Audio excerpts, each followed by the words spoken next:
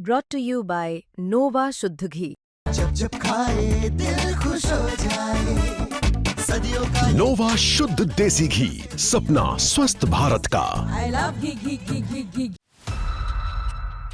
नमस्कार, मैं हूं आपका दोस्त विजय विद्रोही और आप देख रहे हैं हमारा खास कार्यक्रम विजय फैक्टर। तो बिहार में इन दिनों क्या चल रहा है, कुछ रैंडम नोट्स मैंने लिए हैं, वो रैंडम नोट्स आपके सामने पेश कर रहा हूं। एनडीए, मोदी और नीतीश कुमार, इनकी जो पार्टियां हैं, गठबंधन है, ये तीन चीजों पर निर्भर है: मोदी, महिला और मंदिर। महागठबंधन यानी इंडिया, तेजस्वी यादव, राहुल गांधी, ये मोटे तौर पर तीन चीजों पर निर्भर है। EBC, extreme backward class, EC का एसआईआर, चुनाव आयोग का एसआईआर को लेकर जो गड़बड़ियां आ रही हैं, और तीसरा अल्पसंख्यक यानी मुसलमान। प्रशांत किशोर बेरोजगारी, पलायन जैसे मुद्दे जरूर उठा रहे हैं लगातार 3 साल से, लेकिन ऐसा लगता है कि अगर केक कटा तो तेजस्वी सत्ता का केक उनकी मेहनत के आधार पर काटने में कामयाब हो जाएंगे। प्रेम रोग फिल्म का गाना था ना, याद है आपको? भंवरे ने खिलाया फूल, फूल को ले गया राजकंवर। तो भंवरा कहीं ऐसा ना हो प्रशांत किशोर हो जाएं और फूल सत्ता का राजकंवर यानी तेजस्वी यादव अपने कोट में लगाकर मुख्यमंत्री पद की शपथ ले ले।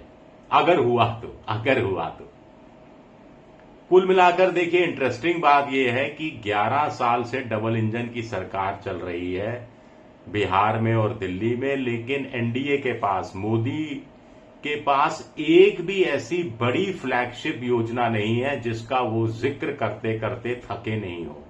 एक भी फ्लैगशिप योजना नहीं है जिसका वो चर्चा कर सकें। ये कंगाली है योजनाओं को स्तर पर लेकर।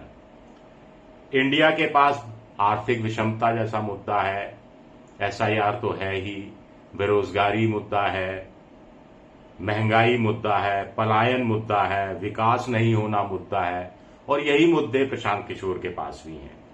आपने गौर किया होगा, पिछले कुछ समय से मोदी ने जंगल राज की बात करनी कम कर दी है। कई बार तो पूरा भाषण हो जाता है, लालू के जंगल राज की, राबड़ी के जंगल राज की बात नहीं करते। नीतीश ने जरूर कहने लगा कि जरूर उनकी भाषा का स्तर बिगड़ा है, अभी कह दिया कि लालू के लिए ससुरा जेल गया तो पत्नी को मुख्यमंत्री बनाकर चला गया। जितना जोर जंगल राज पर नहीं दिया जा रहा, उससे ज्यादा जोर मोदी की मां को लेकर जो गाली दी गई उसको लेकर दिया जा रहा है। वो मुद्दा भी फुस नजर आता है। ऑपरेशन सिंदूर का नाम भी मोदी ने लेना बंद कर दिया है। बंद पड़ी चीनी मिलों को खोला जाएगा और आपके साथ बैठकर यहीं चाय पीऊंगा, उसी चीनी मिल की चाय को लेकर चीनी चाय में डालकर, इसकी चर्चा भी बंद हो गई है। पूरा जोर घुसपैठियों पर है, पर जमीन पर यह मुद्दा कमजोर नजर आता है, क्योंकि बिहार की सीमा किसी दूसरे देश से नहीं लगती है, और दूसरे देश से कोई घुसपैठिया आ रहा है तो बॉर्डर पर बीएसएफ होती है, जो केंद्रीय गृह मंत्री अमित शाह के अधीन आती है, और इस बात को आम बिहारी अच्छी तरह समझता है, ऐसा मुझे लग रहा है। लालू तेजस्वी को एक बड़ी राहत प्रशांत किशोर ने दे दी है।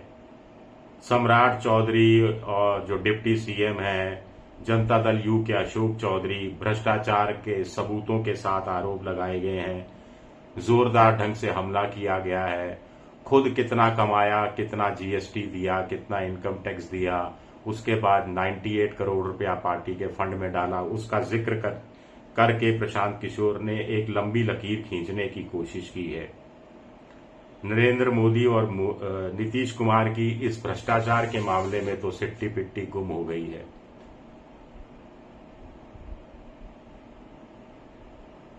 जंगल राज की बात मोदी और वगैरह इसलिए भी नहीं कर रहे क्योंकि वो वीडियो फिर लोगों के सामने आ जाता है। अस्पताल में हथियार लहराते हुए लोग घुस रहे हैं, उद्योगपति या जमीन से जुड़े हुए एक कारोबारी की हत्या दिन दहाड़े कर दी जाती है। मोदी और नीतीश कुमार ने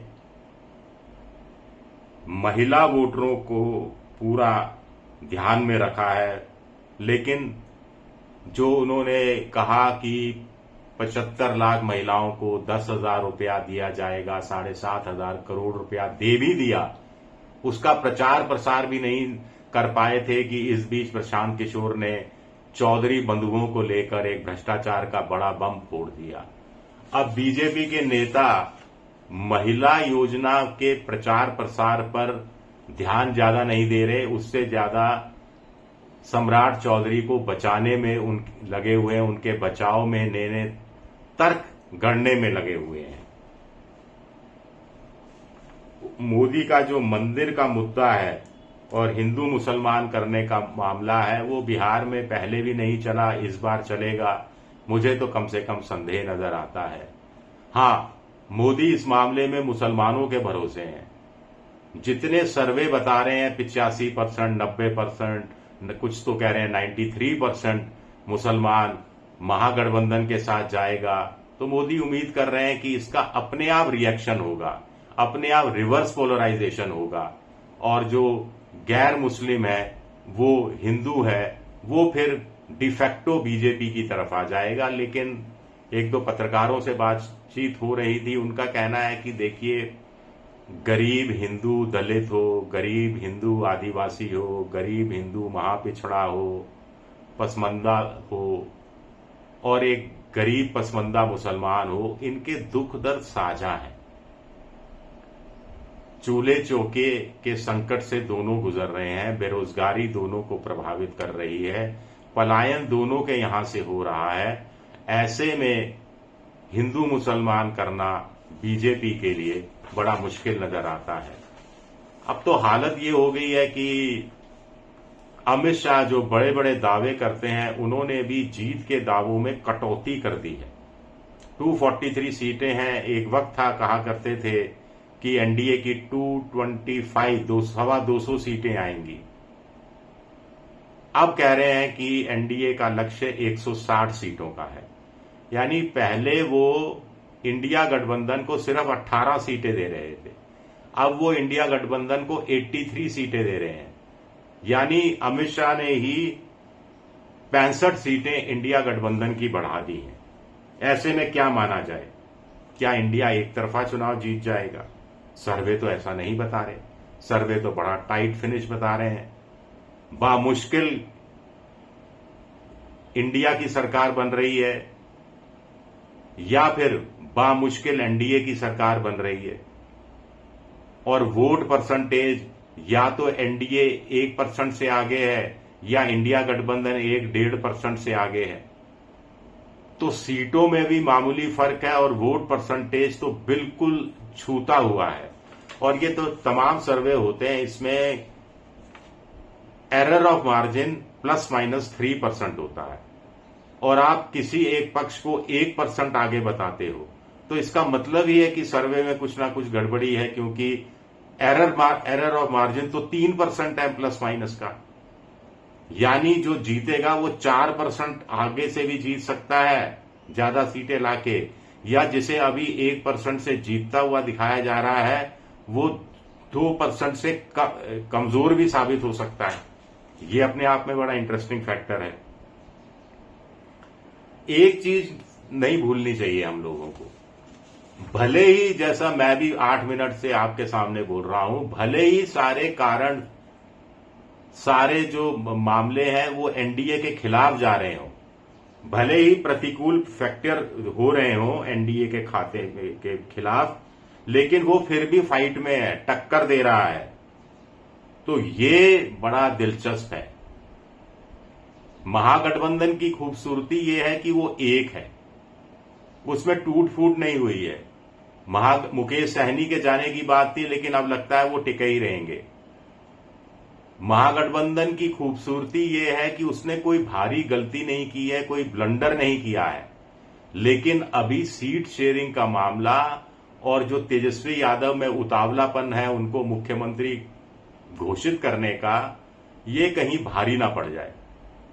वैसे तो ये चीज एनडीए पर भी लागू होती है कि नीतीश कुमार को मुख्यमंत्री 25 से 30 घोषित नहीं किया है और सीट शेयरिंग का मसला वहां भी उलझा हुआ है। तो ऐसे में बड़ा दिलचस्प मुकाबला दिख रहा है और आज की तारीख में कुछ नहीं कहा जा सकता कि होगा क्या।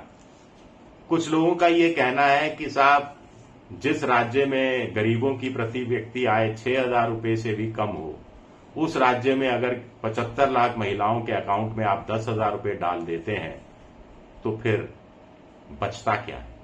क्या आपको भी ऐसा लगता है कि महागठबंधन के लिए लड़ने का कोई रास्ता बचा है? शुक्रिया, बहुत बहुत शुक्रिया मेरा ये वीडियो देखने के लिए।